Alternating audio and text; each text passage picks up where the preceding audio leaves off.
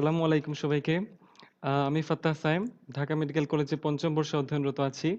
Axis medical স্কুলের বিশেষ আয়োজন 45 মিনিটস রিভিউ অফ প্যাথোলজির আজকের সেশনে সবাইকে স্বাগতম। আজকে আমাদের আলোচ্য টপিকটা হচ্ছে হেপাটোবিলিয়ারি সিস্টেম এবং সিএনএস এর উপর। বরাবরের মতো ভাইয়া আজকেও চেষ্টা করব যে রিটেনে যে সকল কোয়েশ্চেন ফ্রিকোয়েন্টলি আসে প্লাস ভাইভাতে খুব কমনলি বেশি যেগুলো ধরা হয় সেগুলোই তোমাদের সামনে তুলে ধরার। এতে আশা করি যারা সামনে আসন্ন থার্ড প্রফ দিবে তারা কিছুটা হলেও উপকৃত হবে এবং তোমাদের প্রিপারেশনে আশা করি অনেকটা মানে ফায়দা হবে আরকি। আচ্ছা, তো আম ভাইয়া দেখে নিই তোমরা সবাই জয়েন করছো কিনা? তারপরে ভাইয়া শুরু করে ফেলবো। আচ্ছা, আমার মনে হয় মোটামুটি তোমরা সবাই জয়েন করছো। তো ভাইয়া আশা করতেছি যে তোমরা শুরু থেকে শেষ পর্যন্ত মনোযোগ দিয়ে শুনবে। আমি শুরু করি আজকে প্রথম কোয়েশ্চেন দিয়ে আমাদের ক্লাসটা।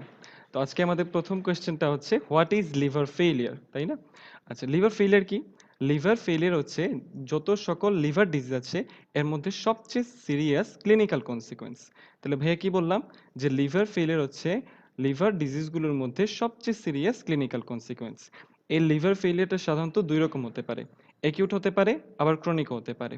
যদি অ্যাকিউট হয় অর্থাৎ এখানে কি হবে? সাডেন এবং মেসিভ হেপাটিক ডিস্ট্রাকশন হবে। আর যদি ক্রনিক হয় তাহলে সেটা কি? তাহলে সেখানে ধরো অনেকদিন ধরে একটা প্রোগ্রেসিভ লিভার ডিজিজ হচ্ছে। বুঝছো? আচ্ছা। এছাড়াও যে সকল ইন্ডিভিজুয়ালদের ক্ষেত্রে ক্রনিক লিভার ফেইলিয়ার থাকে বা ক্রনিক লিভার ডিজিজ থাকে, তাদের ক্ষেত্রে দেখা যায় যে acute and chronic liver failure বলে আরেকটা টার্ম আছে, সেটাও ডেভেলপ করতে পারে। আচ্ছা। এই যে ভাইয়া একটু আগে বললাম acute liver failure, এটা আবার আরেকটা সুন্দর একটা ডেফিনিশন আছে। সেটা কি? সেই ডেফিনিশনটা হচ্ছে যে acute liver failure is defined as an acute liver illness which is characterized by encephalopathy and coagulopathy, which develops within 26 weeks of the initial manifestation of the disease in the absence of pre-existing liver disease. তাহলে সংজ্ঞাটা অনেক বড়, ভাই একটু সংক্ষেপে করে দিচ্ছি। ফার্স্টে ভাইয়া কি বললাম যে acute liver failure is defined as an acute liver illness। এটাকে আমরা কিভাবে ক্যারেক্টারাইজ করতে পারি? এনকেফ্যালোপ্যাথি অথবা কোয়াগুলোপ্যাথির মাধ্যমে। অর্থাৎ এখানে নিউরোলজিক্যাল ম্যানিফেস্টেশন থাকবে এবং কোয়াগুলোপ্যাথি যেহেতু আছে অর্থাৎ এখানে ক্লটিং ফ্যাক্টর তৈরি হতে পারতেছে না, সুতরাং এখানে ব্লিডিং স্পট থাকতে পারে। আচ্ছা, তারপরে ভাইয়া কি বললাম যে এইটা যখন মানে প্রথম লক্ষণ আসার 26 উইকস এর মধ্যে ম্যানিফেস্ট করবে। ঠিক আছে? আচ্ছা, লাস্টলি ভাই আরেকটা জিনিস বলছি যে এখানে in the absence of pre existing liver disease. ঠিক আছে? অর্থাৎ প্রি এক্সিস্টিং কোনো লিভার ডিজিজ থাকবে না। এই অ্যাকিউট লিভার ফেইলিয়ারকে আমরা অনেক সময় ফালমিনেটিং লিভার ফেইলিয়ারও বলে থাকি। আচ্ছা, ঠিক আছে। এবার আমরা শিখি হচ্ছে এই যে লিভার ফেইলিয়ার ভাইয়া বললাম, লিভার ফেইলিয়ারের কজ গুলা কি আসলে? আচ্ছা, লিভার ফেইলিয়ারের কজ হচ্ছে সাধারণত উম ঠিক আছে।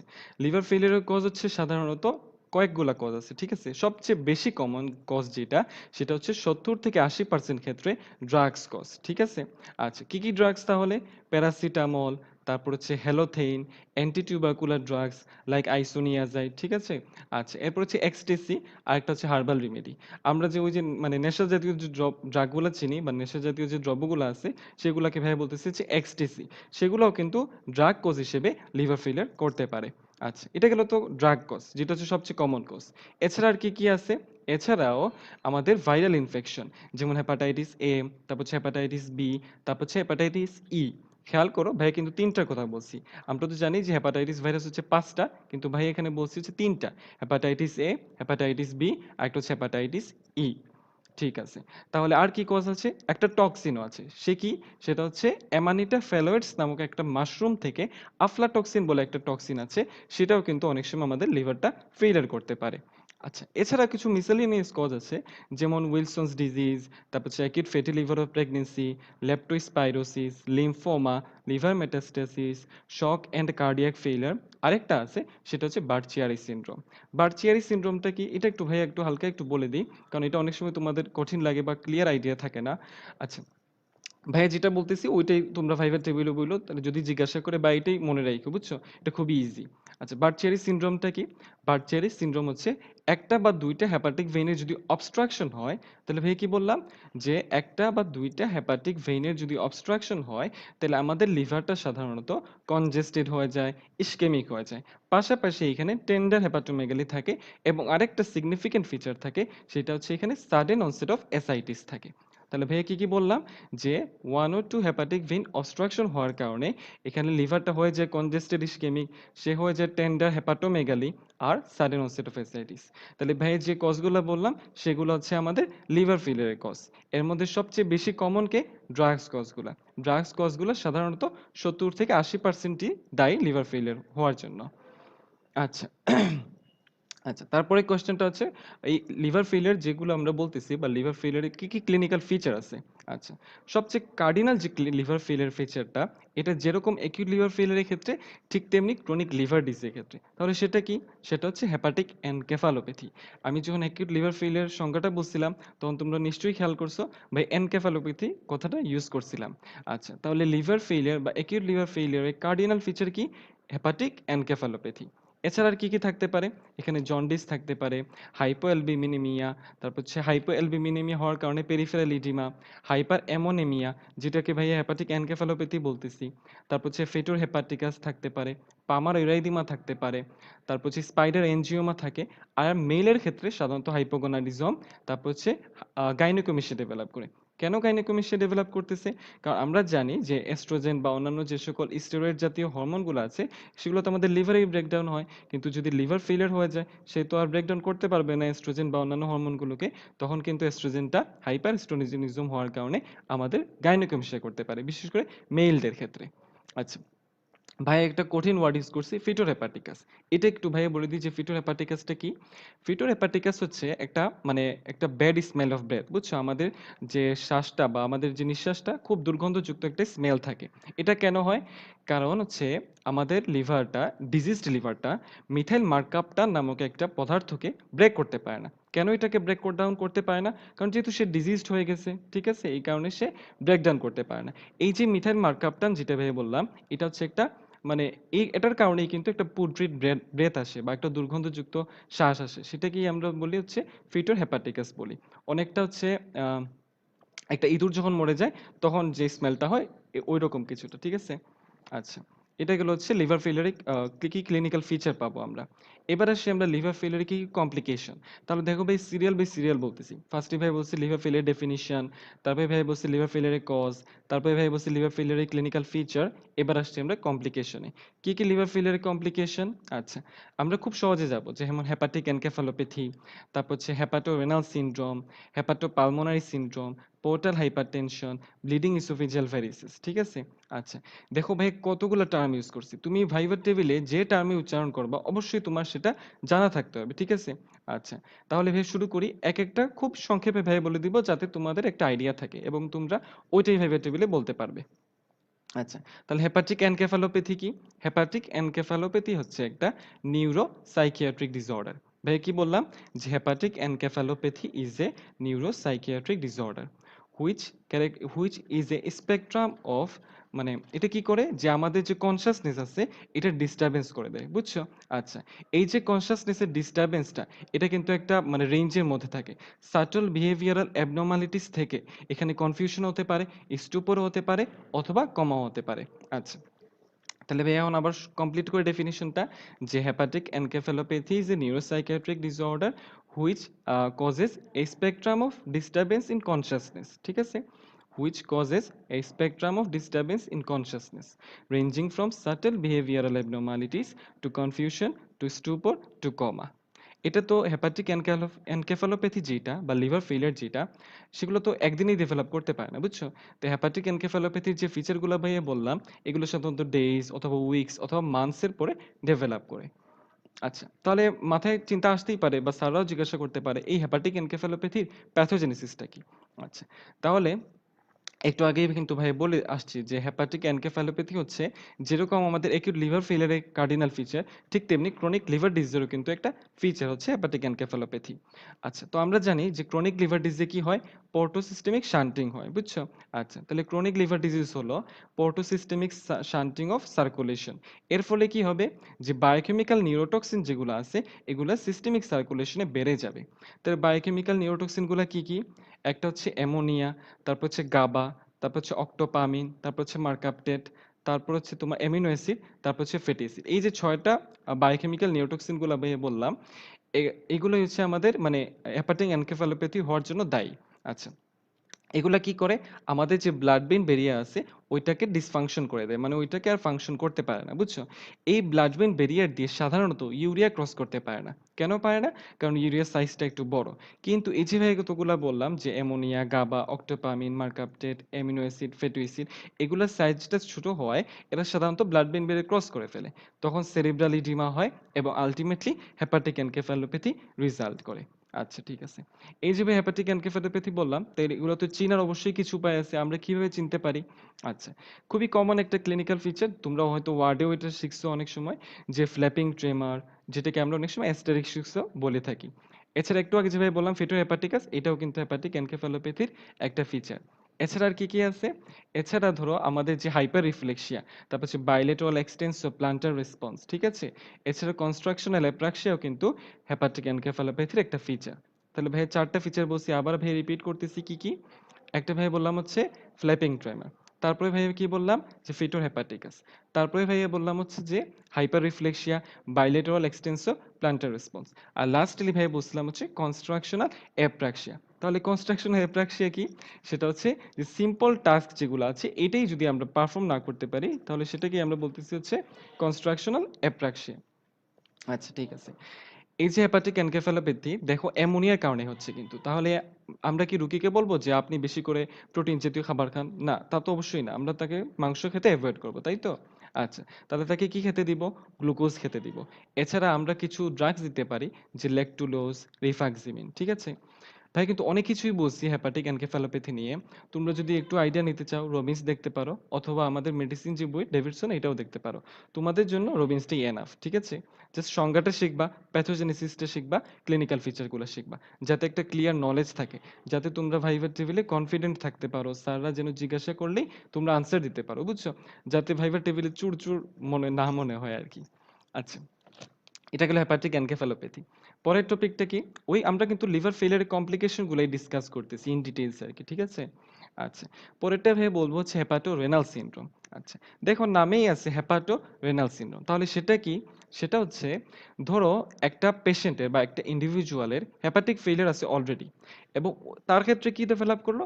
ওই পেশেন্টেরই বা ওই ইন্ডিভিজুয়ালেরই রেনাল ফেইলিয়ার ডেভেলপ করলো। কিন্তু তার কিন্তু কোনো মরফোলজিক বা ফাংশনাল কোনো কিডনি ডিসফাংশন নেই। তাহলে সংজ্ঞাটা কি দাঁড়ালো? যে renal failure occurring in a patient in liver failure without existing functional or morphological cause of kidney dysfunction। খুব সহজ না?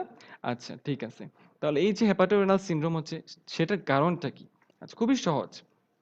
আজকে কিন্তু ভাই একটা কঠিন জিনিসও বলবো না, ঠিক আছে? আচ্ছা, তাহলে হেপাটোরেনাল সিনড্রোমের প্যাথোজেনেসিসটা কি? আচ্ছা, আমরা তো জানি যে আ যখন পোর্টাল সিস্টেমিক শান্টিং হয় বা পোর্টাল হাইপারটেনশন হয়, তখন কি হয়? সিস্টেমিক সার্কুলেশনে বেশি ব্লাড চলে আসে, তাই তো? আচ্ছা, এর ফলে কি হয়? একটা ভ্যাসোডাইলেটর রিলিজ হয়। সেটা কি? সেটা হচ্ছে নাইট্রিক অক্সাইড। এই যে নাইট্রিক অক্সাইড রিলিজ হচ্ছে, সে কি করে? ভিসেরাল ভ্যাসোডাইলেটেশন করে বা স্প্ল্যাঙ্কনিক ভ্যাসোডাইলেটেশন। এই স্প্ল্যাঙ্কনিক ভ্যাসোডাইলেটেশন হওয়ার কারণে সিস্টেমিক যে পারফিউশনটা আছে সেটা কমে যায়। সিস্টেমিক যদি হাইপোপারফিউশন হয় তাহলে রেনাল সার্কুলেশন কি বেশি হবে? না। রেনাল সার্কুলেশনও কমে যাবে। আবার রেনাল সার্কুলেশন যদি কমে যায় তাহলে ওই যে সিরিয়াল ভেদে কয়েকটা হরমোন আসে যেমন রেনিন, তারপর হচ্ছে অ্যালডোস্টেরন, নরএড্রিনালিন, অ্যালডোস্টেরন। এগুলা কি করে? এগুলো হচ্ছে প্রি-গ্লোমেরুলার যে রেজিস্ট্যান্সটা সেটা বাড়িয়ে দেয়। প্রি-গ্লোমেরুলার রেজিস্ট্যান্সটা যদি বেড়ে যায় তাহলে জিএফআর টা কমে যায়। তাহলে আল্টিমেটলি কি হলো? একসময় কিন্তু রেনাল ফেইলিউর হতে থাকবে, তাই না? এইটা হচ্ছে হেপাটোরেনাল সিনড্রোমের প্যাথোজেনেসিস। আচ্ছা। আচ্ছা, তাহলে ভাইয়া লিভার ফেইলিউর কমপ্লিকেশন হিসেবে ১ম এ বলছিলাম হেপাটিক এনকেফালোপ্যাথি, পরে বলছিলাম হেপাটোরেনাল সিনড্রোম, আর ৩ নম্বরে বলছিলাম হচ্ছে হেপাটোপালমোনারি সিনড্রোম। তাহলে সেটা একটু আমরা জেনে নিই হেপাটোপালমোনারি সিনড্রোমটা কি? হেপাটোপালমোনারি সিনড্রোম ওই আগের মতোই ব্যাপারটা যে মানে অলরেডি একটা পেশেন্টের লিভার ফেইলিউর আছে, তার কি হচ্ছে একটা পালমোনারি সিনড্রোম ডেভেলপ করতেছে। সেটা কি তাহলে? আচ্ছা, ভাই যদি একটা সুন্দর ডেফিনিশন বলি যেটা তোমরা ভাইভা টেবিলে বলতে পারো, তাহলে সেটা হচ্ছে যে রেজিস্ট্যান্ট হাইপোক্সেমিয়া। ভাই কি বললাম? যে resistant hypoxemia occurring in a patient with advanced liver disease in the absence of primary pulmonary disease. তাহলে দেখছো ভাই কি বলছি? যে অ্যাডভান্সড লিভার ডিজিজের ইন্ডিভিজুয়ালে কি হচ্ছে? In the absence of primary pulmonary ডিজিজে রেজিস্ট্যান্ট হাইপোক্সেমিয়া ডেভেলপ করতেছে। সেটাকে আমরা বলি হচ্ছে হেপাটো পালমোনারি সিনড্রোম। আচ্ছা। এছাড়া আরেকটা টার্ম আছে। ওই ২ টা হেপাটোপালমোনারি যখন আমরা পড়বো বা যদি কোনো সময় ভাইবা টেবলে জিজ্ঞাসা করে ফেলে, স্যাররা সাধারণত এটা একসাথেই জিজ্ঞাসা করে যে, "হোয়াট ইস পোর্টোপালমোনারি হাইপারটেনশন?" পোর্টোপালমোনারি হাইপারটেনশন কি? নাম খেয়াল করো যে পালমোনারি হাইপারটেনশন যোগ সিরহোসিস উইথ পোর্টাল হাইপারটেনশন। ঠিক আছে? এটা হচ্ছে পোর্টোপালমোনারি হাইপারটেনশন। আচ্ছা। আমাদের মোটামুটি লিভার ফেইলিউর এর কমপ্লিকেশন যা, যা আছে আমরা মোটামুটি ডিটেইলস এ জিজ্ঞাসা মানে শিখে ফেলছি এগুলা। আচ্ছা তাহলে আমরা একিউট লিভার ফেইলিউর এ অনেক কিছু শিখছি। এবার আসি আমরা ক্রনিক লিভার ডিজিজ কি? আচ্ছা, ক্রনিক লিভার ডিজিজ বা ক্রনিক লিভার ফেইলিউর কি? সেটা হচ্ছে যখন লিভার তার ফাংশনাল ক্যাপাসিটি মেইনটেইন করতে পারবে না। তাহলে when functional capacity of the liver cannot be maintained কেন পারতেছে না? কারণ হচ্ছে এখানে হেপাটিক ইনফ্লামেশন এবং নেক্রোসিস হচ্ছে। কত মাস ধরে হচ্ছে? মোর দ্যান 6 মান্থস ধরে হচ্ছে। তাহলে when functional capacity of the liver cannot be maintained as there is hepatic inflammation and necrosis for more than 6 months তাই না? এটা কিভাবে ম্যানিফেস্ট করবে তাহলে? which manifests as encephalopathy and ascites তাহলে দেখো আমরা কয়েকটা ভাগে ভাগ করছি ডেফিনিশনটা যে when functional capacity of the liver cannot be maintained due to as অথবা hepatic inflammation and necrosis for more than 6 months which manifests as hepatic encephalopathy and ascites এটা কি আমরা বলবো হচ্ছে chronic liver disease.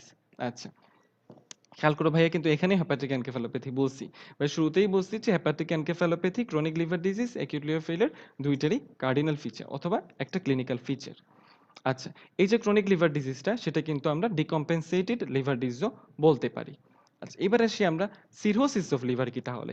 Cirrhosis of liver হচ্ছে একটা end stage of chronic liver disease অথবা একটা ক্রনিক ইনফ্লামেশন যেখানে কি হয়? যেখানে loss of normal hepatic architecture অর্থাৎ হেপাটিক যে নরমাল আর্কিটেকচারটা সেটা নষ্ট হয়ে যায়। কেন নষ্ট হয়ে যায়? Due to diffuse hepatic fibrosis. তাহলে loss of normal hepatic architecture due to diffuse hepatic fibrosis with regenerative nodule formation due to proliferating surviving hepatocyte এই যে হেপাটিক ফাইব্রোসিসটা হলো এর ফলে কি সবগুলা সেল মারা যাবে বা সবগুলা সেল ডিস্ট্রয় হয়ে যাবে? না তা তো না, কিছু হেপাটোসাইট তো সার্ভাইভ করবে। এই যে সার্ভাইভিং হেপাটোসাইট গুলা এগুলা কি করবে? প্রলিফারেট করতে থাকবে। এগুলো প্রলিফারেট করতে থাকলে সেখানে রিজেনারেটিভ নোডিউল ফর্মেশন হবে। তাহলে ভাইয়া যদি সিরোসিস অফ লিভারটাকে একটা ট্রায়াড হিসেবে গণ্য করি তাহলে খেয়াল করো loss of normal hepatic architecture due to diffuse hepatic fibrosis এর ফলে কি হচ্ছে? As a result formation of regenerative nodule which is the result of proliferating surviving hepatocytes এই তিনটে ট্রায়াডে ভাগ করবে তাহলে দেখবে যে ডেফিনিশন কখনোই ভুলবে না এবং মনে রাখতে সহজ হবে।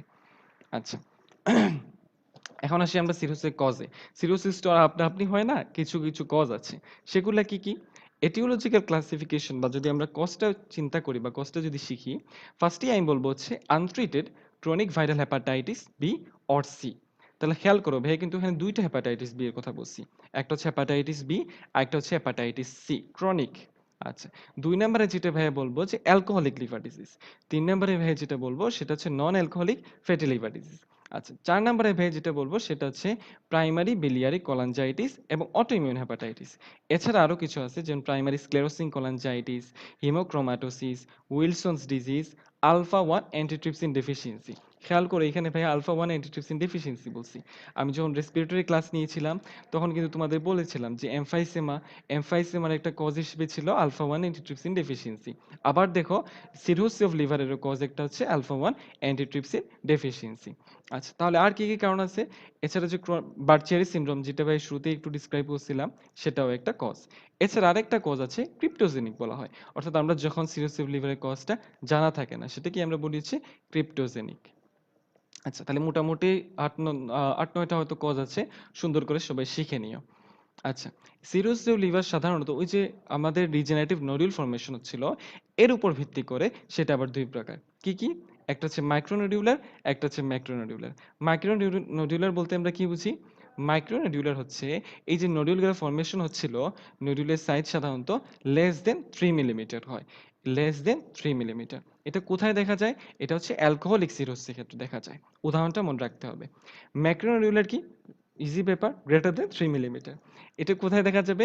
এটা হচ্ছে হেপাটাইটিস বি ইনডিউসড সিরোসিসের ক্ষেত্রে দেখা যাবে। ঠিক আছে। এবার আসি আমরা সিরোসিভ লিভারের প্যাথোজেনেসিসটা কি। সিরোসিভ লিভারের প্যাথোজেনেসিস খুবই সোজা। আমরা একটু ভাইয়া যেভাবে বলি ওইটা শুনো, তারপর তোমরা যেখান থেকে পড়ো, নোট বই হোক বা রবিনস হোক, একটু দেখে নিও বা মিলায় নিও, দেখবা যে খুবই সহজ হয়ে গেছে। আচ্ছা, ধরো লিভার ইনজুরি হলো, ঠিক আছে, কোনো একটা কারণে লিভার ইনজুরি হয়েছে।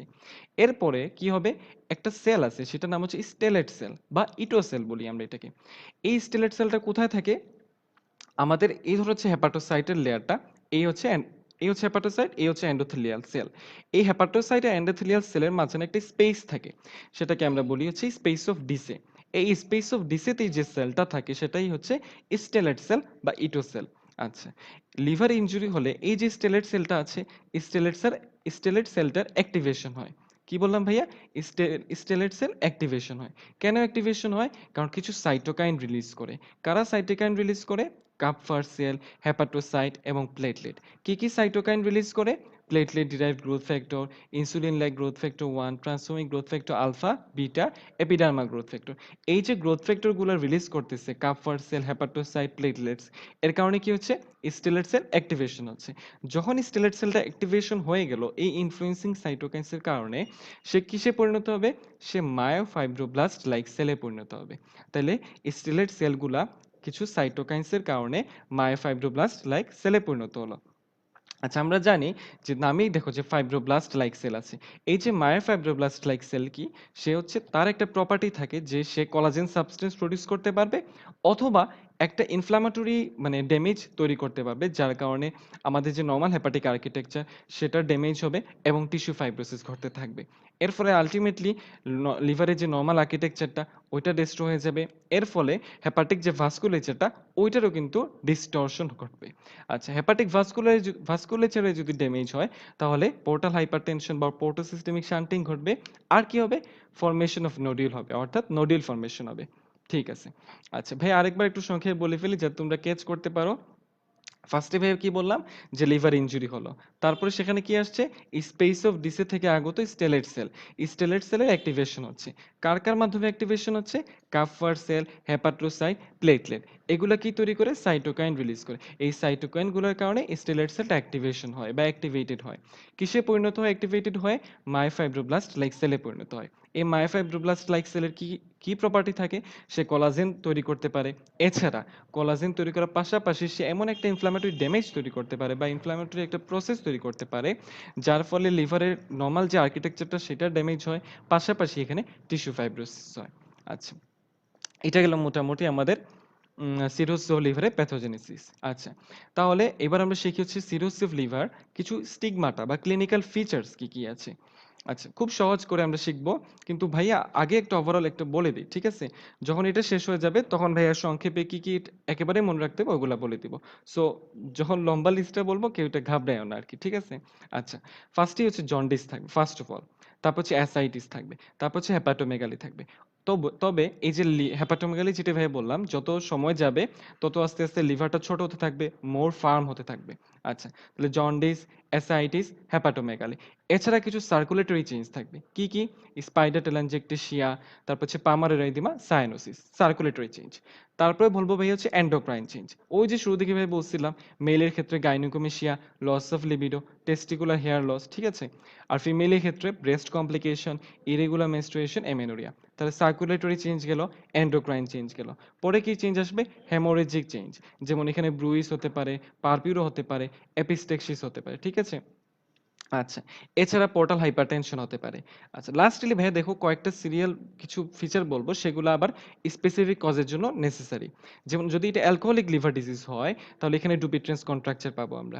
যদি এটা প্রাইমারি বিলিয়ারি সিরোসিস হয় বা প্রাইমারি বিলিয়ারি কোলাঞ্জাইটিস হয়, তাহলে এখানে আমরা ডিজিটাল ক্লাবিং পাবো, ঠিক আছে?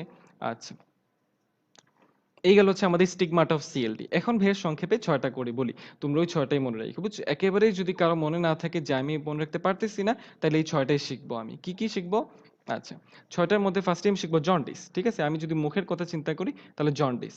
২ নাম্বারে আমি কি শিখবো? স্পাইডার নেভি অথবা স্পাইডার এনজিওমা, যেটাই বলো, স্পাইডার নেভি বলো। ৩ নাম্বারে আমি শিখবো হচ্ছে গাইনিকোমেশিয়া। ৪ নাম্বারে আমি শিখবো হচ্ছে ক্লাবিং। ৫ নাম্বারে শিখবো আমি হচ্ছে লিউকোনাইকিয়া। ৬ নাম্বারে আমি শিখবো হচ্ছে কি? লস অফ টেস্টিকুলার হেয়ার এবং টেস্টিকুলার অ্যাট্রফি। ঠিক আছে? এই ৬ টা সিরিয়াল বাই সিরিয়াল শিখে নিও। যদি কারো ওই লম্বা সিরিয়ালটা মনে না থাকে কিন্তু যদি এগুলা বলতে পারো স্যাররা খুশি। আচ্ছা। তাহলে সিরোসিসের ক্লিনিক্যাল ফিচার গেল। এবার আসি আমরা সিরোসিস লিভারে কি, কি কমপ্লিকেশন। ১ম যে কমপ্লিকেশন বা সিরিয়াস যে কমপ্লিকেশন সেটা হচ্ছে পোর্টাল হাইপারটেনশন। এই পোর্টাল হাইপারটেনশনের কারণে কি হয়? অ্যাসাইটিস হতে পারে, স্প্লেনোমেগালি হতে পারে, হাইপারস্প্লেনিজম হতে পারে। ঠিক আছে? আচ্ছা। এছাড়া ওই যে আমরা শুরু থেকে পড়ে আসছি আজকে হেপাটিক এনকেফ্যালোপ্যাথি, হেপাটোরেনাল সিনড্রোম। ঠিক আছে? আচ্ছা এখন তো বুঝতেছো যে এগুলা কত ইম্পোর্টেন্ট ছিল বোঝানোটা। আচ্ছা এরপরে দেখো হেপাটোপালমোনারি সিনড্রোম একটা আছে। আর লাস্টলি দেখো ভাই একটা টার্ম বলতেছি স্পন্টেনিয়াস ব্যাকটেরিয়াল পেরিটোনাইটিস। তাহলে এইটা কি স্পন্টেনিয়াস ব্যাকটেরিয়াল পেরিটোনাইটিসটা কি? স্পন্টেনিয়াস ব্যাকটেরিয়াল পেরিটোনাইটিসটা হচ্ছে আমাদের যে অ্যাসাইটিক ফ্লুইডটা আছে ওই যে পোর্টাল হাইপারটেনশনের কারণে যে অ্যাসাইটিসটা হচ্ছে এই অ্যাসাইটিক ফ্লুইডে যদি কোনো মানে ইনফেকশন হয় ঠিক আছে without any apparent primary source of infection কি বললাম ভাইয়া অ্যাসাইটিক ফ্লুইডে একটা ইনফেকশন হচ্ছে কিন্তু আমাদের প্রাইমারি কজটা জানা নেই এটা স্পন্টেনিয়াসলি হচ্ছে এই কারণেই কিন্তু নামটা হচ্ছে স্পন্টেনিয়াস ব্যাকটেরিয়াল পেরিটোনাইটিস তাহলে চিন্তা করো সিএলডি বা সিরোসিস লিভারের পেশেন্টও কিন্তু অ্যাবডোমিনাল পেইন নিয়ে আসতে পারে যেহেতু এই যে অ্যাসাইটিক ফ্লুইড ইনফেকশন হচ্ছে তাহলে এটাও তোমরা জেনে গেলা যে স্পন্টেনিয়াস ব্যাকটেরিয়াল পেরিটোনাইটিস বলতে কি বুঝি আচ্ছা মোটামুটি আমাদের সিরোসিস অফ লিভার শেষ অনেক কিছুই বললাম এরপরে আমি আসছি হচ্ছে পোর্টাল হাইপারটেনশন কি পোর্টাল হাইপারটেনশন এগুলো হচ্ছে সিরিয়ালি ভাইয়ে বলতেছি ঠিক আছে মানে সিরোসিস যদি সারা ভাইভাতে কোশ্চেন জিজ্ঞাসা শুরু করে তাহলে এই সিরিয়াল বাই সিরিয়ালেই কিন্তু আসবে যে সিরোসিস লিভার শেষ করছে তারপর পোর্টাল হাইপারটেনশনে ঢুকছে তারপর এসআইটিসে ঢুকছে হয়তো এত কিছু জিজ্ঞাসা করবে না ভাইয়া যা যা বলতেছি কিন্তু তোমাদের তো সবই জানতে হবে যেন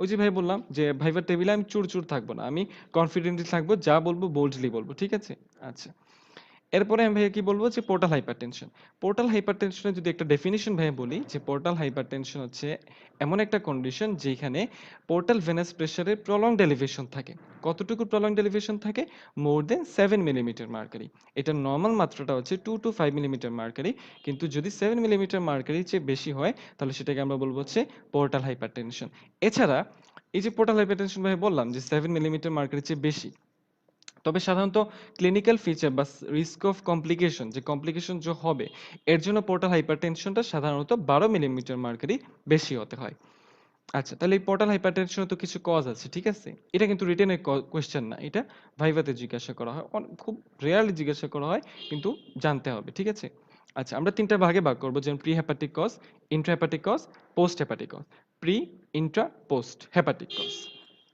প্রিহেপাটিক কজ কি যে obstructive thrombosis of portal vein এছাড়া narrowing of the portal vein before it ramifies into the liver intrahepatic cause কি cirrhosis primary biliary cirrhosis nodular regenerative hyperplasia the massive fatty change amyloidosis schistosomiasis ঠিক আছে আচ্ছা portal hypertension একটা cause কি ছিল post hepatic post হেপাটিকে ধরো constrictive pericarditis severe right heart failure ঠিক আছে এগুলাই আচ্ছা ভাই একটা কথা বলি যে পোর্টাল হাইপারটেনশনের ক্ষেত্রে 90% কজ হচ্ছে সিরহোসিস ঠিক আছে কিন্তু ইন ডেভেলপড কান্ট্রিজ এর ক্ষেত্রে কিন্তু ওয়ার্ল্ড ওয়াইড যদি আমি আরেকটা কজ বলি ইম্পর্টেন্ট সেটা হচ্ছে কমন আর কি সেটা হচ্ছে শিস্টোসোমিয়াসিস তো আমরা সিরোসিস অফ লিভারটা মনে রাখবো শিস্টোসোমিয়াসিসটা মনে রাখবো আচ্ছা তো পোর্টাল হাইপারটেনশনের কিছু কমপ্লিকেশন আছে এগুলো অলরেডি ভাই বলে দিছি তাও আমি আরেকটু রিপিট করতেছি যেমন অ্যাসাইটিস তারপর কনজেস্টিভ গ্যাস্ট্রোপ্যাথি স্প্লেনোমেগালি হাইপারস্প্লেনিজম আর একটা হচ্ছে ওই যে আমাদের কিছু ফরমেশন হচ্ছিল যেমন ব্লিডিং ইসোফেজিয়াল ভ্যারিসেস তারপর হচ্ছে হেমোরয়েডস তারপর হচ্ছে পেরিয়াম্বেলিক্যাল ক্যাপুট মেডুসা এগুলো কিন্তু পোর্টাল হাইপারটেনশনের কমপ্লিকেশন আচ্ছা তাহলে আমরা যদি সিরিয়াল বাই সিরিয়াল আগাই টপিকের দিকে তাহলে পরের টপিকটা হচ্ছে অ্যাসাইটিস অ্যাসাইটিস কি অ্যাসাইটিস এর সংজ্ঞাটা একটু খেয়াল করে একটা ওয়ার্ড খেয়াল করতে হবে excessive accumulation of free fluid in the peritoneal cavity ভাই কি বললাম যে free fluid in the peritoneal cavity এটা এখন তো ভাই বলতেছি দেখা যাবে যে আমিও কয়েকদিন পরে ভুলে যাব তোমরাও কয়েকদিন পরে ভুলে যাবে তো এটা একটু খেয়াল করে মনে রাখতে হবে হয়তো একজন বন্ধুকে তোমরা বারবার বলতে পারো নিচে খাতায় লিখতে পারো বুঝছো যে এই কথাটা খেয়াল রাখতে হবে যে excessive accumulation of free fluid in the peritoneal cavity তো 100 ml ফ্রি ফ্লুইড জমলেই কি আমি তাকে অ্যাসাইটিস বলবো না যদি আমি ক্লিনিক্যালি অ্যাসাইটিস বলতে চাই যে আসলেই কিছু একটা আছে বলতে চাই তাহলে মোটামুটি অ্যাটলিস্ট 500 ml জমতে হবে আমরা যে নরমালি যেগুলা দেখি ওয়ার্ডে হয়তো তোমরা অনেকেই প্র্যাকটিস করছো যে অ্যাবডোমিনাল ডিস্টেনশন, ফুলনেস অন ফ্ল্যাঙ্কস, তারপর হচ্ছে শিফটিং ডালনেস অন পারকাশন, ইভার্টেড আম্বেলিকাস, এগুলো হচ্ছে 1 লিটার ফ্লুইড যখন জমাবে অথবা মোর দেন 1 লিটার ফ্লুইড যখন জমাবে তখন এগুলো আসবে। আর যখন একটা মার্কড অ্যাসাইটিস থাকবে তো মেসিভ একটা অ্যাসাইটিস থাকবে তখনই ফ্লুইড থ্রিলটা পাবো আমরা। তাহলে ফ্লুইড থ্রিল পেতে হলে কিন্তু অ্যাসাইটিসটা মেসিভ হতে হয়। এটা খেয়াল রাখতে হবে। আচ্ছা, তাহলে এসআইটিস এর কিছু কজ আছে, তাই না? সেগুলো কি, কি? সেগুলো হচ্ছে congestive heart failure, chronic liver disease, তারপর হচ্ছে nephrotic syndrome, tuberculosis, malnutrition, hepatic and peritoneal malignancy, তারপর হচ্ছে বার্চিয়ারি সিনড্রোম। আর একটা কিছু রেয়ার কজ আছে যেমন হচ্ছে মিক্স সিনড্রোম, হাইপোথাইরয়েডিজম। মিক্স সিনড্রোমটা তোমরা হয়তো ফিমেল জেনিটাল সিস্টেমটা যখন পড়ছো হয়তো অলরেডি সবাই জানো। যেহেতু আমি অনেক দিন হয়ে গেছে তো আশা করতেছি সবারই জানা আছে। মিক্স সিনড্রোমটা হচ্ছে একটা ট্রায়াড যেখানে রাইট সাইডে প্লিউরাল এফিউশন থাকে, অ্যাসাইটিস থাকে আর ওভারিয়ান ফাইব্রোমা থাকে। এই ৩ টা ট্রায়াডকে আমরা বলি হচ্ছে মিক্স সিনড্রোম। তাহলে আমাদের ইয়ে গেল, পোর্টাল হাইপারটেনশন গেল, অ্যাসাইটিস গেল, তাই না? পরের টপিকটা ভাই একটু দেখে নিই কি আছে, ভুলে গেছি। আচ্ছা, পরে হচ্ছে হেপাটাইটিস, ঠিক আছে? এটা অনেক ইম্পর্টেন্ট টপিক। হেপাটাইটিস কি তাহলে? হেপাটাইটিস হচ্ছে ইনফ্লামেশন অফ লিভার প্যারেনকাইমা, তাই না? হেপাটাইটিসে কিছু কজ আছে, তাই তো? কি, কি কজ আছে? ইনফেকশাস কজ আছে। তো ইনফেকশাস কজের মধ্যে প্রথমেই আমরা বলব যে ভাইরাল কজ। ভাইরালের মধ্যে আমরা ২ টা ভাগে ভাগ করব। কয়টা ভাগ? ২ টা ভাগ। একটা হচ্ছে হেপাটোট্রফিক, যেমন hepatitis A, B, C, D, E. আর ২ নম্বরে বলবো আমরা কিছু সিস্টেমিক ভাইরাস, যেমন Epstein Barr virus, cytomegalovirus, herpes simplex virus, yellow fever, ঠিক আছে? আচ্ছা, এবার আসি আমরা ব্যাকটেরিয়াল কিছু কজ, সালমোনেলা টাইফি, স্টেফোরিয়াস, ঠিক আছে? আচ্ছা, এবার আসি আমরা প্যারাসাইটিক কিছু কজ, যেমন ম্যালেরিয়া, লিশমানিয়াসিস, স্ট্রঙ্গাইলোইডিয়াসিস, শিস্টোসোমিয়াসিস। এগুলো হচ্ছে আমাদের ইনফেকশাস কজের মধ্যে, ভাইরাল গেল, প্যারাসাইটিক গেল, ব্যাকটেরিয়াল গেল, তাই তো? আচ্ছা, এবার আসি আমরা ড্রাগস কিছু কজ। লিভার যেহেতু লিভারের ড্যামেজ তাহলে ড্রাগস কজ থাকবেই। তাহলে ড্রাগস কজের মধ্যে কি, কি আছে? আচ্ছা, অ্যাসিটামিনোফেন, আলফা মিথাইল ডোপা, তারপর হচ্ছে আইসোনিয়াজাইড, মেথোট্রেক্সিড, এগুলো হচ্ছে ড্রাগস কজের মধ্যে। এছাড়া আর কি, কি থাকতে পারে? কিছু টক্সিন থাকতে পারে। ওই যে শুরুর দিকে ভাই বলে আসছিলাম মনে আছে? যে অ্যামানিটা ফ্যালোয়েডস নামক একটা মাশরুম থেকে আফলাটক্সিন রিলিজ হয়, সেটা কিন্তু আমাদের কি করে? হেপাটাইটিস করতে পারে। এছাড়া অটোইমিউন লিভার ডিজিজ, তারপর হচ্ছে অ্যালকোহলিজম, হিমোক্রোমাটোসিস, উইলসনস ডিজিজ, ঠিক আছে? ওইগুলোই। মানে আমরা লিভার ফেইলিউর যে কজগুলো পড়ে আসছি, এগুলো আমরা হেপাটাইটিসে চালায় দিব। আচ্ছা। আচ্ছা, ঠিক আছে। এখন নেক্সট কোয়েশ্চেনটা হচ্ছে হোয়াট আর দ্য হেপাটোট্রফিক ভাইরাসেস? মানে হেপাটোট্রফিক ভাইরাসেস বলতে আমরা কি বুঝি? হেপাটোট্রফিক ভাইরাস হচ্ছে ৫ টা। Hepatitis A, B, C, D, E. কিন্তু কেন এরা হেপাটোট্রফিক বলতেছি আমরা? এর কারণ হচ্ছে হেপাটোট্রফিক বলার কারণ হচ্ছে এদের স্পেসিফিক অ্যাফিনিটি থাকে লিভারের প্রতি। এই কারণে এটাকে আমরা বলি হেপাটোট্রফিক ভাইরাস। ঠিক আছে। এরপরে আমরা শিখব হচ্ছে এই যে হেপাটোট্রফিক মানে হেপাটাইটিসের কিছু ক্লিনিক্যাল ফিচার আছে অবশ্যই, তাই না? আচ্ছা, নরমালি হেপাটাইটিসের একটা প্রোড্রোমাল কিছু ফিচার থাকে, তাই না? যেমন হচ্ছে হেডেক, মায়ালজিয়া, আর্থ্রালজিয়া, তারপর হচ্ছে ফিভার, ভমিটিং, ডায়রিয়া, বুঝছো? নজিয়া, ভমিটিং ওইরকম। তারপর হচ্ছে জন্ডিস থাকে, ডার্ক ইউরিন, পেল স্টুল এগুলা থাকে। কেন ভাই ক্লিনিক্যাল ফিচারটা বললাম? একটু পরেই আমরা বুঝতে পারবো। এখন আমি ভাইয়া বলব কি যে একিউট হেপাটাইটিস আর ক্রনিক হেপাটাইটিসের মধ্যে পার্থক্য। কখন একিউট হেপাটাইটিস বলবো, কখন ক্রনিক হেপাটাইটিস বলবো। যদি সেটা লেস দ্যান 6 মান্থস হয় তাহলে একিউট হেপাটাইটিস, যদি সেটা গ্রেটার দ্যান 6 মান্থস হয় তাহলে ক্রনিক হেপাটাইটিস। এখন এই যে একটু আগে ভাই প্রোড্রোমাল কিছু ক্লিনিক্যাল ফিচার্স বলে আসছিলাম, এগুলো সাধারণত একিউট হেপাটাইটিসে থাকে। কিন্তু ক্রনিক হেপাটাইটিসের ক্ষেত্রে এই প্রোড্রোমাল ফিচারগুলো কিন্তু সাধারণত থাকে না। এবার বুঝছো কেন ভাইয়া বলছি? আচ্ছা, ঠিক আছে। এরপরে আমরা কজিটিভ এজেন্টটা শিখি। অ্যাকিউট হেপাটাইটিস সাধারণত hepatitis A and hepatitis E দিয়ে হয়ে থাকে। কিন্তু ক্রনিক হেপাটাইটিস, হেপাটাইটিস বি আর হেপাটাইটিস সি দিয়ে হয়ে থাকে। ঠিক আছে? তাহলে আমরা খুব সুন্দর করে অ্যাকিউট ভাইরাল হেপাটাইটিস আর ক্রনিক ভাইরাল হেপাটাইটিসের মধ্যে ৩ টা পার্থক্য শিখে নিব। আচ্ছা, এবার আসি আমরা সেরোলজিক্যাল মার্কার এবং ইন্টারপ্রিটেশন। ঠিক আছে? হেপাটাইটিসের ক্ষেত্রে কিছু সেরোলজিক্যাল মার্কার থাকে এবং কিছু ইন্টারপ্রিটেশন থাকে যেগুলো অবশ্যই জানতে হবে। সম্ভবত তোমরা এগুলো মাইক্রোবায়োলজিতেও মানে শিখে ফেলো। তাও ভাই একটু অল্প করে এখানে বেশি বলে দিচ্ছি। সময় লাগবে না। ২-১ মিনিট নিবো ভাইয়া। আচ্ছা। নরমালি আমি হেপাটাইটিস বি এর সেরোলজিক্যাল মার্কারই বলি।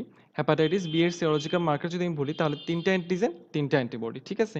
Surface antigen HBsAg, core antigen HBcAg, আরেকটা হচ্ছে এনভেলাপ অ্যান্টিজেন HBeAg। এই ৩ টার এগেইনস্টে আবার অ্যান্টিবডি আছে। যেমন সারফেস অ্যান্টিজেনের এগেইনস্টে antibody immunoglobulin M type, core অ্যান্টিজেনের এগেইনস্টে core antibody immunoglobulin M type, আবার এনভেলাপ অ্যান্টিজেনের এগেইনস্টে envelope antibody immunoglobulin M type. আচ্ছা, শুধু কি সেরোলজিক্যাল মার্কার শিখলেই হবে? এদের তো ইন্টারপ্রিটেশন শিখতে হবে, তাই না? তাহলে ইন্টারপ্রিটেশন গুলো আমরা শিখি। আচ্ছা, ফার্স্টেই আমরা যে ইন্টারপ্রিটেশনটা শিখব যে ক্রনিক ভাইরাল হেপাটাইটিস বলতে আমরা সেরোলজিক্যাল ফাইন্ডিংসটা কি পাবো। আচ্ছা, ক্রনিক ভাইরাল হেপাটাইটিসের ক্ষেত্রে সেরোলজিক্যাল মার্কারে HbA/Cg থাকবে, প্লাস হচ্ছে anti HbC antibody immunoglobulin G type. ঠিক আছে? অর্থাৎ কোর অ্যান্টিজেনের এগেইনস্টে অ্যান্টিবডি আছে, কিন্তু সেটা হচ্ছে immunoglobulin G type, immunoglobulin M type কিন্তু না। আচ্ছা, এখন আসি আমরা chronic viral hepatitis with high infectivity. আচ্ছা, তাহলে ক্রনিক ভাইরাল হেপাটাইটিসে যে দুটো ফাইন্ডিংস ছিল যে HbA/Cg, তারপর হচ্ছে anti HbC immunoglobulin G type, এর সাথে যদি আমি HbE অ্যান্টিজেনটা যোগ করে দেই, তাহলেই সেটা হয়ে যাবে chronic viral hepatitis with high infectivity. আচ্ছা, তাহলে chronic viral hepatitis with low infectivity অথবা ক্যারিয়ার স্টেটটা কি? সেটা হচ্ছে ঠিকই আছে সবকিছুই। HbA/Cg এখানেও আছে, anti HbC immunoglobulin G type এটা এখানেও আছে। কিন্তু একটু আগে যেভাবে বলে আসছিলাম HbE অ্যান্টিজেন, এখন তার এগেইনস্টে কি হবে? অ্যান্টিবডি ফর্মেশন হয়ে যাবে। অর্থাৎ অ্যান্টি HbE ইমিউনোগ্লোবুলিন জি। এখন এটা যখনই ফর্মেশন হয়ে যাবে, তখনই কিন্তু আর হাই ইনফেক্টিভিটি থাকবে না। সেটা হয়ে যাবে chronic viral hepatitis with low infectivity. ঠিক আছে? আচ্ছা, তাহলে আমরা সেরোলজিক্যাল মার্কারে কি থাকলে সেটাকে আমরা বলব যে এই পারসনটা ভ্যাকসিনেটেড, তাই না? এটাও তো শিখতে হবে। সেটা কি? যদি কারো সেরোলজিক্যাল মার্কার হিসেবে শুধুমাত্র অ্যান্টি HbS ইমিউনোগ্লোবুলিন এম অ্যান্টিবডিটা থাকে, তাহলে সেটাকে আমরা বলব ভ্যাকসিনেটেড পারসন বা ইন্ডিভিজুয়াল। ঠিক আছে? আচ্ছা, আর রিকভারি কখন বলবো? রিকভারি বলবো সাধারণত যদি সারফেস অ্যান্টিজেনের এগেইনস্ট অ্যান্টিবডি থাকে, পাশাপাশি কোর অ্যান্টিজেনের এগেইনস্ট অ্যান্টিবডি থাকে। তাহলে সেটাকে আমরা বলবো রিকভারি স্টেট। আর কখন একটা ভাইরাস মানে একটু আগে তো ভাই বললাম যে হাই ইনফেক্টিভিটি বা রেপ্লিকেশন রেট বা ভিরুলেন্স রেট বোঝার জন্য HbE অ্যান্টিজেন মার্কারটা জরুরি। ঠিক আছে? তো তোমরা সুন্দর করে এই মার্কারগুলো একটু খাতায় লিখে নিও, বা রেকর্ড তো ভিডিও থাকবেই। তো একটু যদি কেউ মিস করো তাহলে এটা একটু কেটে দেখে নিও। ঠিক আছে? আচ্ছা, এটা হলো serological marker of hepatitis B and their interpretation, ঠিক আছে? আচ্ছা, এই হেপাটাইটিস বি এর তাহলে আউটকামটা কি? কারো যদি হেপাটাইটিস বি হয় বা কেউ যদি হেপাটাইটিস বি তে আক্রান্ত হয়, এগুলোর আউটকামটা কি আসলে? আচ্ছা, নরমালি বেশিরভাগ ক্ষেত্রেই যেটা হয় যে acute hepatitis B with spontaneous recovery and clearance of the virus, অর্থাৎ রিকভারি হয়ে যায়, ভাইরাসটাও চলে যায়। কিন্তু শুধু এটা না, যে আরো অনেক কিছু হতে পারে। যেমন এখানে নন প্রোগ্রেসিভ ক্রনিক হেপাটাইটিস হতে পারে, অথবা প্রোগ্রেসিভ ক্রনিক হেপাটাইটিস হতে পারে, অথবা acute hepatitis with massive necrosis হতে পারে, অথবা অ্যাসিম্পটোম্যাটিক হেলদি ক্যারিয়ার স্টেট হতে পারে, অথবা হেপাটোসেলুলার কার্সিনোমা হতে পারে। যেহেতু আমরা হেপাটাইটিস বি বলতেছি, সুতরাং হেপাটোসেলুলার কার্সিনোমাটা বলতে হবে। ঠিক আছে? আচ্ছা, এবারে গেল আমাদের হেপাটাইটিস বি রিলেটেড আমরা অনেক কিছু শিখছি, আশা করি কিছু কনফিডেন্ট বিল্ড আপ করছি। আচ্ছা, এবার আসি আমরা হেপাটাইটিস সি নিয়ে। ঠিক আছে? হেপাটাইটিস সিটা কেন হেপাটাইটিস বি থেকে ডেঞ্জারাস? কারণ এটা হচ্ছে সাইলেন্ট কিলার। এটা ভ্যাকসিনেটেড, কোনো ভ্যাকসিন নাই এটার এগেইনস্টে। এখানে যে সিরোসিস বা কার্সিনোমা হওয়ার কমপ্লিকেশনটা অনেক বেশি। এবার আসি আমরা হেপাটাইটিস ডি তে। হেপাটাইটিস ডি হচ্ছে একটা ডিফেক্টিভ ভাইরাস। তার আবার ২ টা কাহিনী আছে। কয়টা কাহিনী বললাম? ২ টা কাহিনী। যদি সে হেপাটাইটিস বি এর সাথে একসাথে ইনফেকশন করে, অর্থাৎ simultaneous infection with hepatitis B virus, তাহলে সেটাকে আমরা বলবো কো-ইনফেকশন। কিন্তু যদি একজন ইন্ডিভিজুয়াল যে অলরেডি হেপাটাইটিস বি দ্বারা আক্রান্ত, এমন একটা ইন্ডিভিজুয়ালের ক্ষেত্রে হেপাটাইটিস ডি হয়, তাহলে সেটাকে আমরা বলবো যে সুপার ইনফেকশন। তাহলে কো-ইনফেকশন কখন বলবো, সুপার ইনফেকশন কখন বলবো, আশা করি সবার ক্লিয়ার হয়ে গেছে। আচ্ছা, এছাড়া লাস্ট যে হেপাটাইটিসটা সেটা হচ্ছে হেপাটাইটিস ই। হেপাটাইটিস ই কি করে? হেপাটাইটিস ই হচ্ছে ফালমিনেটিং হেপাটাইটিস করে। কাদের করে? প্রেগন্যান্ট মহিলাদের করে। প্রেগন্যান্ট উমেনদের ফালমিনেটিং হেপাটাইটিস করেছে হেপাটাইটিস ই। মোটামুটি এগুলোই হচ্ছে আমাদের হেপাটাইটিস রিলেটেড টপিক যা আছে। আমার মনে হয় কিছু বাদ দেই নাই ভাইয়া। আচ্ছা, এরপরে আসি আমরা alcoholic liver disease and non alcoholic fatty liver disease. আচ্ছা, সময় আছে, সমস্যা নেই। অ্যালকোহলিক লিভার ডিজিজ কি? Alcoholic liver disease is a chronic disorder characterized by আবার তিনটে ট্রায়াড। ঠিক আছে? Alcoholic liver disease a chronic disorder characterized by steatosis, that means fatty change. তারপর হচ্ছে অ্যালকোহলিক হেপাটাইটিস, প্রোগ্রেসিভ স্টিয়াটোহেপাটাইটিস। ঠিক আছে? তাহলে দেখো তিনটা টার্ম। ফার্স্টে ভাই বললাম স্টিয়াটোসিস বা ফ্যাটি চেঞ্জ, তারপরে ভাই বললাম যে অ্যালকোহলিক হেপাটাইটিস, ৩ নম্বরে ভাই বললাম হচ্ছে প্রোগ্রেসিভ স্টিয়াটোফাইব্রোসিস। আরেকটা এড করতে পারো ডেফিনিশনে, লিডিং টু ভাস্কুলার, কি বলবো, ভাস্কুলার ডেরেঞ্জমেন্ট। ঠিক আছে? এই ভাস্কুলার ডেরেঞ্জমেন্ট যে এত কিছু যে হয়ে গেল, আলটিমেটলি সেটা ক্রনিক লিভার ফেইলিয়ার করে ফেলে। ঠিক আছে? আচ্ছা, এই যে অ্যালকোহলিক লিভার ডিজিজ, তাই না? অ্যালকোহলিক লিভার ডিজিজ তো কিছু ফিচার আছে ভাই, শুরুতে একটা আগে বলে বলে আসছিলাম। তাও তোমরা ৩-৪টা জেনে রাখো যদি কেউ ভালো করতে চাও এক্সামে। যে বাইলেটারাল পেওটিড এনলার্জমেন্ট থাকে এখানে, স্পাইডার এনজিওমা থাকে, তারপর হচ্ছে ডুপিট্রেন্স কন্ট্রাকচার থাকে, গাইনোকোমেশিয়া থাকে, টেস্টিকুলার অ্যাট্রফি থাকে। এই 5টা ফিচার সাধারণত অ্যালকোহলিক লিভার ডিজিজের ক্ষেত্রে খুবই কার্ডিনাল ফিচার। আচ্ছা, এবার আসি আমরা নন alcoholic fatty liver disease. Non alcoholic fatty liver disease কি? এটাও অ্যালকোহলিক লিভার ডিজিজের মতো কিছু একটা স্পেকট্রাম, মানে অনেকগুলা কম্বিনেশন আরকি, ঠিক আছে? আচ্ছা, non alcoholic fatty liver disease হচ্ছে একটা spectrum of disorder which includes fatty infiltration alone, অথবা ফ্যাটি মানে হচ্ছে যে শুধুমাত্র ফ্যাটি ইনফিল্ট্রেশন হতে পারে, অথবা ফ্যাটি ইনফিল্ট্রেশন উইথ ইনফ্লামেশন, অর্থাৎ ফ্যাটি ইনফিল্ট্রেশনের সাথে ইনফ্লামেশন হতে পারে। এই দুইটার কারণে কি হতে পারে? প্রোগ্রেসিভলি সিরোসিস এবং কার্সিনোমা ডেভেলপ করতে পারে। তাহলে fatty infiltration alone, fatty infiltration with inflammation leading to progressive cirrhosis and carcinoma, এই যে একটা ট্রায়াড বা একটা যে সিনড্রোম, সেটাকে আমরা বলতেছি হচ্ছে non alcoholic fatty liver disease. সাধারণত মানে অনেকেই এটাকে কনসিডার করে থাকে যে নন অ্যালকোহলিক ফ্যাটি লিভার ডিজিজ হচ্ছে আমাদের যে মেটাবলিক সিনড্রোমটা ছিল, মেটাবলিক সিনড্রোমের হেপাটিক ম্যানিফেস্টেশন। কেউ যদি ভুলে থাকো যে মেটাবলিক সিনড্রোম কি, ওটা ভাই ফার্স্ট ক্লাসে আলোচনা করেছিলাম, তাও একটু বলে দিতেছি যে obesity, hypertension, type 2 diabetes mellitus, dyslipidaemia, এর সাথে যদি এই যে hepatic manifestation of non alcoholic fatty liver disease থাকে, সেটাকে আমরা বলতেছি হচ্ছে non alcoholic fatty liver disease. আচ্ছা, নন অ্যালকোহলিক ফ্যাটি লিভার ডিজিজের আমরা তো যখন লিভার ফাংশন টেস্টটা পড়বো, আমাদের যে অন্য একজন মেন্টর আছেন শারমিন, সে যখন ক্লিনিক্যাল প্যাথোলজিটা পড়াবে, তোমরা তখন লিভার ফাংশন টেস্ট তো অবশ্যই শিখবে বা ভালো মতো বুঝবে। তাও ভাই একটু বলে দিই, নন অ্যালকোহলিক ফ্যাটি লিভার ডিজিজের ক্ষেত্রে সাধারণত আমরা যদি ডায়াগনোস করতে চাই, তাহলে দেখা যাবে যে গামা গ্লুটামাইল ট্রান্সফারেজের একটা নন স্পেসিফিক এলিভেশন থাকে। নরমালি কেন ভাই এটা বললাম, কারণ দেখা যায় যে নরমালি আমরা সাধারণত এএলটি, এএসটি এগুলো নিয়ে পড়ে থাকি, তাই না? কিন্তু নন অ্যালকোহলিক ফ্যাটি লিভার ডিজিজের ক্ষেত্রে গামা গ্লুটামাইল ট্রান্সফারেজে এলিভেশন হচ্ছে, এটা খেয়াল রাখতে হবে। আচ্ছা, এই গেল alcoholic liver disease, non alcoholic fatty liver disease. এরপরে আসি আমরা কিছু জেনেটিক ডিসঅর্ডার, যেমন হিমোক্রোমাটোসিস, ওয়েলসনস ডিজিজ, ঠিক আছে? তাহলে এগুলা কি? হিমোক্রোমাটোসিস হচ্ছে একটা হেরিডিটারি রিসেসিভ ইনহেরিটেড ডিসঅর্ডার। এখানে কি হয়? এক্সেসিভ আয়রন অ্যাবজর্পশন হয়। এই এক্সেসিভ আয়রন অ্যাবজর্পশন হওয়ার কারণে এক্সেসিভ আয়রন অ্যাকুমুলেশন হয়। আমাদের যে প্যারেনকাইমাল যে টিস্যুগুলা বা প্যারেনকাইমাল যে অর্গানগুলো আছে, সেখানে এক্সেসিভ আয়রন অ্যাকুমুলেশন হয়। তাহলে সেগুলা কি কি? কয়েকটা সিরিয়ালি বলতে হবে, যে লিভার, ফলোয়েড বাই প্যানক্রিয়াস, তারপর হচ্ছে হার্ট, তারপর হচ্ছে এন্ডোক্রাইন অর্গানস, তারপর হচ্ছে জয়েন্টস। এই 5টা হচ্ছে আমাদের হেমোক্রোমাটোসিসের টার্গেট অর্গান, ঠিক আছে? আচ্ছা, হিমোক্রোমাটোসিস তাহলে কিছু কজ আছে, যেমন প্রাইমারি, একটা হচ্ছে প্রাইমারি অর হেরিডিটারি হিমোক্রোমাটোসিস। 2 নম্বরে বলবো হচ্ছে আমরা সেকেন্ডারি হিমোক্রোমাটোসিস। এই সেকেন্ডারি কজে অনেকগুলা কজ, যেমন হচ্ছে প্যারেন্টাল আয়রন ওভারলোড। কখন হতে পারে? যদি কেউ অনেক দিন ধরে ট্রান্সফিউশন রিলেটেড, মানে ট্রান্সফিউশন নেয় আরকি, ব্লাড ট্রান্সফিউশন, যেমন হচ্ছে থ্যালাসেমিয়া পেশেন্টদের ক্ষেত্রে। তারপর হচ্ছে তোমার plastic anaemia, sickle cell anaemia, এগুলোর ক্ষেত্রেও কিন্তু প্যারেন্টাল আয়রন ওভারলোড হতে পারে। এছাড়া ইনক্রিজড ওরাল আয়রন ওভারলোড, ঠিক আছে? দুইটাই হতে পারে, প্যারেন্টাল, ওরাল আয়রন ওভারলোড দুইটাই হতে পারে। এছাড়া হচ্ছে ধরো নিওনেটাল হিমোক্রোমাটোসিসও আছে।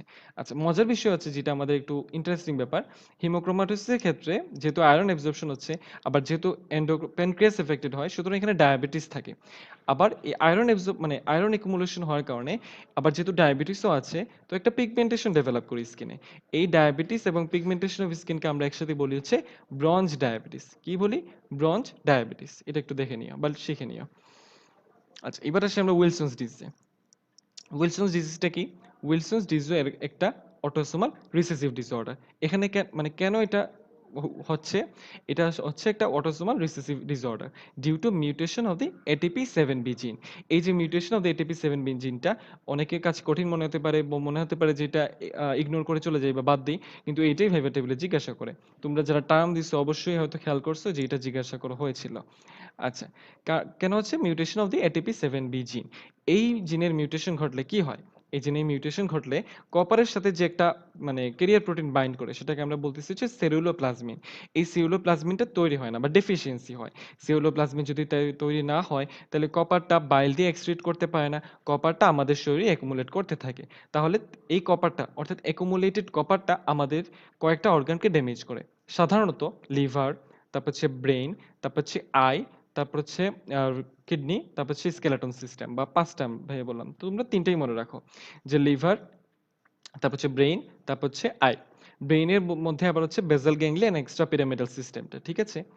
আচ্ছা, তো এগুলো কিছু ফিচার আছে, তাই না? অবশ্যই তো কিছু ফিচার আছে। লিভারের ক্ষেত্রে যেমন ধরো অ্যাকিউট হেপাটাইটিস টাইপ কিছু একটা ফিচার। তারপরে হচ্ছে ব্রেইনে যেখানে ভাই বললাম, যেহেতু বেসাল গ্যাংলিয়া ভাই বলছি, তাহলে এখানে ডিস্টোনিয়া, ইনকোঅর্ডিনেশন, ট্রেমার, পার্কিনসনিজম এগুলা থাকে। আর আই একটা ফিচার থাকে সাধারণত, একটু খুব সুন্দর একটা নাম আছে, সেটা হচ্ছে কাইসার ফ্লেশার রিং। এটা হচ্ছে আইয়ে পাওয়া যায়। এটা কোথায় পাওয়া যায়? স্ক্লেরোকর্নিয়াল জাংশনে কাইসার ফ্লেশার রিং বা কাইসার ফ্লেশার রিংটা পাওয়া যায়।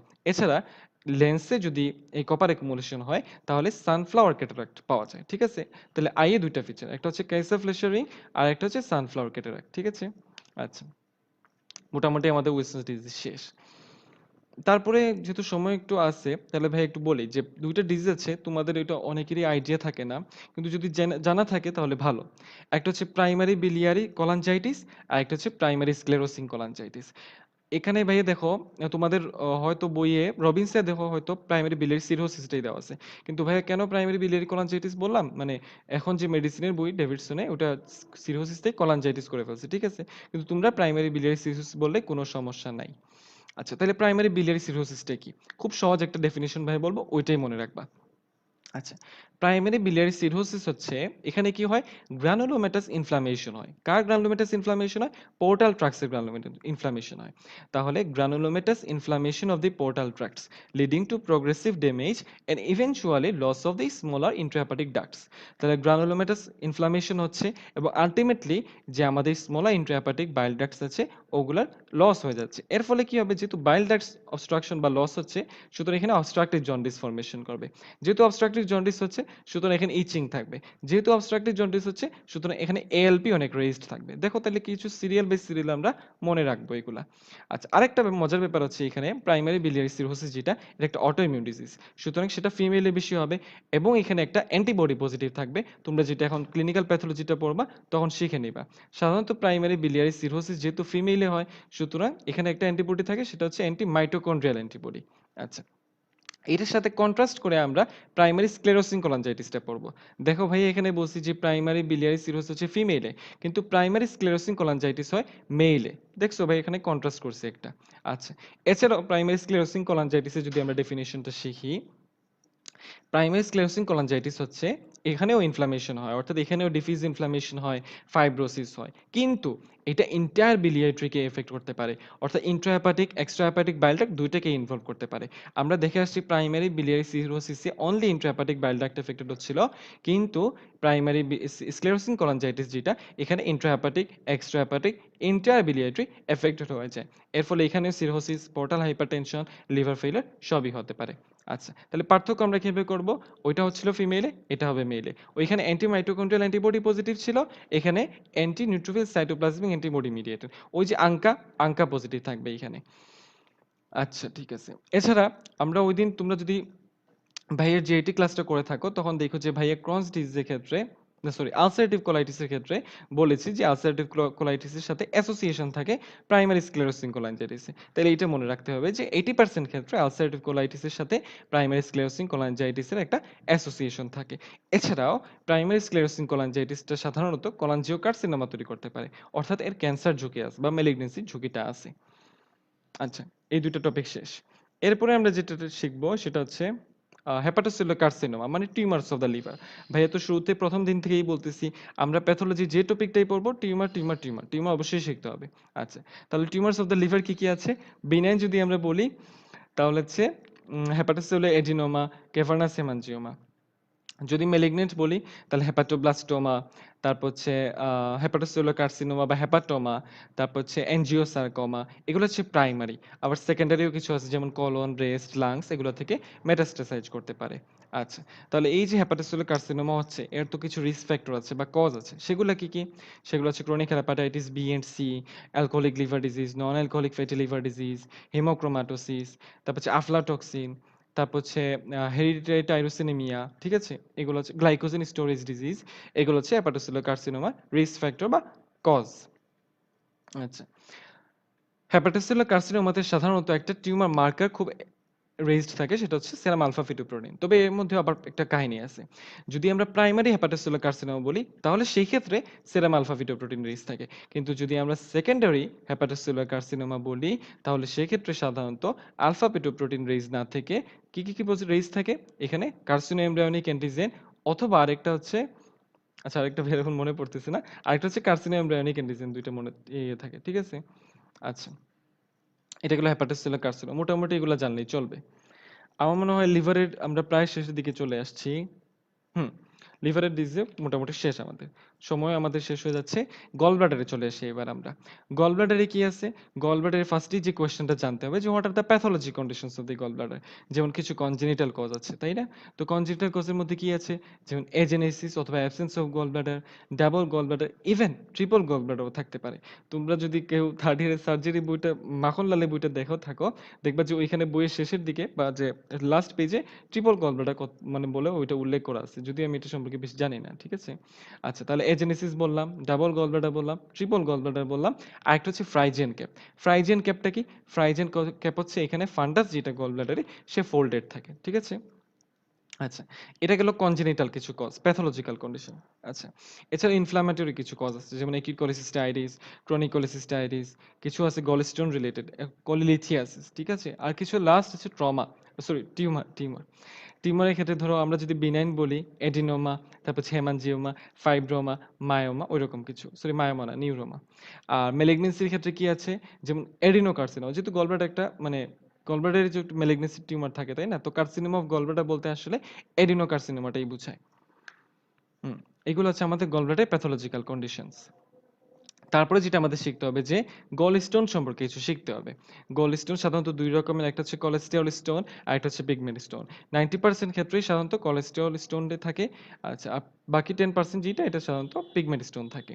তো কিছু রিস্ক ফ্যাক্টর আছে কাদের ক্ষেত্রে কোলেস্টেরল স্টোন ডেভেলপ করে, কাদের ক্ষেত্রে পিগমেন্ট স্টোন ডেভেলপ করে সেগুলো একটু বলি ভাইয়া।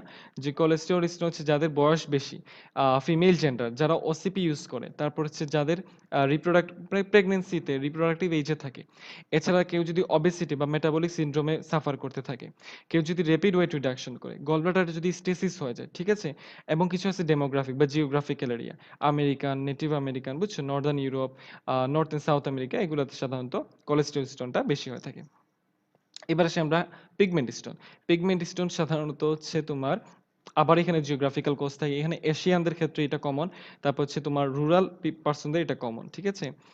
এছাড়া হচ্ছে এখানে তোমার কি বলে যে ক্রনিক হিমোলাইটিক সিনড্রোম, ঠিক আছে? ক্রনিক হিমোলাইটিক সিনড্রোমে সাধারণত পিগমেন্ট স্টোনটা বেশি ডেভেলপ করে। কিছু ইনফেকশন কজ আছে যেমন হচ্ছে ইশেরিশিয়া কোলাই, এসকারিস লুম্ব্রিকয়েডস, ক্লোরোকিস সাইনেনসিস, সালমোনেলা টাইফি এগুলোর কারণে কিন্তু পিগমেন্ট স্টোন ডেভেলপ করতে পারে। এই স্টোনগুলোর কারণে কি কমপ্লিকেশন রেজাল্ট হয়? ধরো একিউট কোলেসিস্টাইটিস হতে পারে, ক্রনিক কোলেসিস্টাইটিস হতে পারে, পারফোরেশন হতে পারে, ইম্পাইমা হতে পারে, ফিস্টুলা হতে পারে, ক্রনিক কোলিটোকোডিওডিনাল ফিস্টুলা যেটা। এছাড়া এখানে কি হতে পারে? ইন্টেস্টিনাল অবস্ট্রাকশন হতে পারে অর্থাৎ গলস্টোন আইলেস। গলস্টোনটা কি করতেছে? ইন্টেস্টিনাল অবস্ট্রাকশন তৈরি করতেছে। এছাড়া এখানে আল্টিমেটলি একসময় কার্সিনোমা অফ দি গলব্লাডার তৈরি হতে পারে। এটাও একটা কমপ্লিকেশন বলতে পারো। আচ্ছা মোটামুটি এগুলাই জানলে চলবে গল ব্লাডার থেকে। আচ্ছা লাস্ট যে টপিক আজকে আমাদের সেটা হচ্ছে সিএনএস টিউমার। যে কি সিএনএস টিউমার আছে বা সিএনএস থেকে যদি একটা কোয়েশ্চেনই শিখতে চাও, সিএনএস টিউমারটা শিখে নিও। এগুলো সাধারণত রিটেনে আসে না তেমন, কিন্তু ভাইভাতে যদি কার্ড কোয়েশ্চেন পড়ে যায় সেফ আরকি যে সিএনএস টিউমারটা জানা সেফ। আচ্ছা তাহলে কি টিউমার আছে? সিএনএস টিউমার নামগুলো একটু কঠিন। আচ্ছা ভাই যদি একটু বলি, গ্লিওমা। ফার্স্ট টাইম বলবো হচ্ছে গ্লিওমা। গ্লিওমার মধ্যে কি আছে? Astrocytoma, ependymoma, oligodendroglioma, choroid plexus papilloma. তারপরে আমি বলবো হচ্ছে নিউরোনাল টিউমার। নিউরোনাল টিউমার কি আছে? নিউরোনাল টিউমার সাধারণত হচ্ছে ২ রকমের। যেমন হচ্ছে তোমার গ্যাংলিওগ্লিওমা, তারপর হচ্ছে সেরিব্রাল নিউরোসাইটোমা। আচ্ছা এরপরে আছে কিছু পোরলি ডিফারেনশিয়েটেড টিউমার, যেমন মেডুলোব্লাস্টোমা, তারপর হচ্ছে এটিপিক্যাল টেরাটয়েড টিউমার, ঠিক আছে? আচ্ছা তারপর হচ্ছে মেনিনজিওমা, তারপর হচ্ছে মেটাস্ট্যাটিক কিছু টিউমার আছে, পেরিফেরাল নার্ভ শীথের টিউমার যেমন সোয়ানোমা, মেলিগন্যান্ট সোয়ানোমা, ফ্যামিলিয়াল কিছু টিউমার আছে, নিউরোফাইব্রোমাটোসিস টাইপ 1, নিউরোফাইব্রোমাটোসিস টাইপ 2, ঠিক আছে? আচ্ছা আমার মনে হয় আমরা একেবারে শেষের দিকে চলে আসছি ক্লাসের। ভাই একটু দেখে নেই যে কোনো কিছু বাদ দিছে কিনা। আমার মনে হয় আমি কিছু বাদ দেই নাই। তোমাদের যদি কারো কোনো কোয়েশ্চেন থাকে অবশ্যই কমেন্ট বক্সে জানাবে। আমি যথাসাধ্য চেষ্টা করব মানে তোমাদেরকে আনসার দিতে। আর যদি কোনো ভুল-টুল বলে থাকি একটু ক্ষমা সুন্দর দৃষ্টিতে তাকাইও। ঠিক আছে? ভাই চেষ্টা করেছি সবকিছুই সঠিক মতো বলার। আচ্ছা, আজকে তাহলে এটুকুই শেষ। নেক্সট ক্লাসে ইনশাআল্লাহ আবার দেখা হবে। নেক্সট ক্লাসের টপিক গ্রুপে অবশ্যই জানিয়ে দেওয়া হবে। আজকে এতটুকুই থাকুক। সবাই ভালো থাকো। আর আল্লাহ হাফেজ সবাইকে। আসসালামু আলাইকুম।